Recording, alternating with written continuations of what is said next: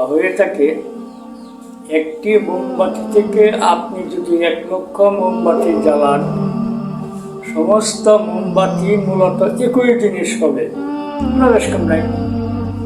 প্রথম মোমবাতির যা গুণ, পরবর্তী সমস্ত মোমবাতির একই গুণ।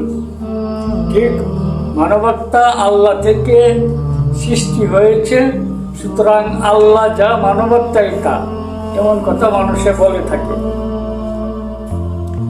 কিন্তু আমরা এখানে কথা প্রশ্ন তুলব যে মানবাত্মা এবং আল্লাহ যদি একই হয়ে থাকে, তাহলে আল্লাহর যে গুণ আছে মানবাত্মার মধ্যে সে গুণ থাকবে তো। যেমন তুর পাহাড়ে যখন আল্লাহর নবী এবং রাসূল হযরত মুসা আলাইহিস সালাম আল্লাহকে দেখতে আগ্রহ প্রকাশ করলেন, আল্লাহ বললেন, তুমি আমাকে দেখতে পারবে না।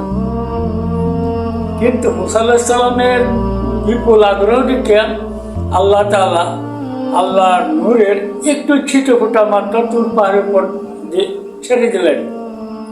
এতে তুর পাহাড়টা জ্বলে ছাই হয়ে গেল, মুসা আলাইহিস সালাম অজ্ঞান হয়ে পড়ে গেলেন। আল্লাহ এবং মানবাত্মা যদি একই জিনিস হতো, তাহলে মানবাত্মার মধ্যে এই পাওয়ার থাকতো। মানবাত্মার প্রতিটি মানবাত্মা এই পাওয়ার নিয়ে দুনিয়াতে আসতো, আর এই দুনিয়াটা পুরো তৎক্ষণাৎ ছাই হয়ে যেত। কিন্তু কই, তা তো হয় না। অনেকে দাবি করে থাকে আমরা আল্লাহর অংশ, মানবাত্মা এবং আল্লাহ যেহেতু একই, সুতরাং আমরা এক একটা আল্লাহ, যত আল্লাহ তত আল্লাহ। এবং যে আমরা যে কেউ সাধনা করি, উন্নতি মার্গে আরোহণ করি, আমরা সাধনা করে আমাদের গুণকে বিকাশ করি, আমরা আল্লাহর মতো হয়ে যাই। আমাদেরকে সেজদা দিলেই আল্লাহকে সেজদা দেওয়া হলো, মসজিদে গিয়ে সেজদা দেওয়ার কোনো প্রয়োজন নাই, সুতরাং তোমরা মসজিদে কেউ যাইও না, এমন কথা যারা বলে। কিন্তু কই, আল্লাহর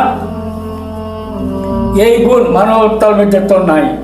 আরও আছে, আল্লাহ যেমন সমস্ত গুণের অধিকারী, মানবাত্মার মধ্যে এমন তো কোনো গুণ নাই। আল্লাহ হায়াতের মালিক, কোনো মানবাত্মা হায়াতের মালিক নয়। আল্লাহ জীবনের মালিক, আল্লাহ মরণের মালিক, কোনো মানবাত্মা মরণের মালিক নয়। আল্লাহ রিজিকের মালিক, তামাম মাখলুকের, কোনো মানবাত্মা তামাম মাখলুকের রিজিকের মালিক হইতে পারে না, ইত্যাদি ইত্যাদি। যেমন আল্লাহ সার্বভৌম ক্ষমতার মালিক, কোনো মানবাত্মা এমন কোনো ক্ষমতার মালিক কোনোদিন হতে পারে না এবং পারবেও না। তাহলে আমরা এই মিথ্যা দাবি কেন করি যে আমরা আল্লাহর একটা অংশ? সুতরাং সাধারণ বাস্তব দৃষ্টান্তে দেখা যায় মানবাত্মা আল্লাহর অংশ হওয়া সম্ভব নয়। পাক কোরআনে কি বলা হয়েছে?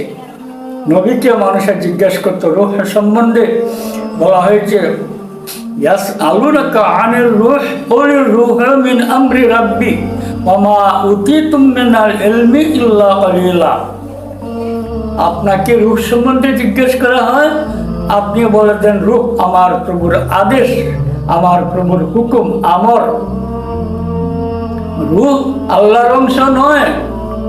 সর্বকালের সমস্ত মানুষের এই মিথ্যা, এই ভুল ধারণা খণ্ডন করে মহাগ্রন্থ আল কোরআন বজ্রকণ্ঠে ঘোষণা করেছে রূহ আল্লাহর অংশ নয়, রূহ হচ্ছে আল্লাহর হুকুম, রূহ আল্লাহর আদেশ, রূহ আল্লাহর বৃত্ত, রূহ আল্লাহর খাদেম। এবং এই বিষয়ে মানুষকে অতি অল্প জ্ঞানে দান করা হয়েছে। আল্লাহর অংশ রূহ কোনোদিন হতে পারে না। মুশরিকরা যুগে যুগে রূহকে আল্লাহর অংশ বলেছে, আর এমনিভাবে দুনিয়াতে শিরকি কায়েম করেছে। কিন্তু ইসলাম ধর্ম পরিষ্কার ভাষায় বলে দিয়েছে রূহ আল্লাহর হুকুম, রূহ আল্লাহর আদেশ। আমি আল্লাহ, আমার রূহ আল্লাহর আদেশ, আরেকজনের রূহ আল্লাহর আদেশ। এক আল্লাহর এক আদেশ আরেক আদেশকে সেজদা দিবে না, বরং সমস্ত রূহ মিলে এক আল্লাহকে সেজদা দিবে, লা শারিক জানিয়া।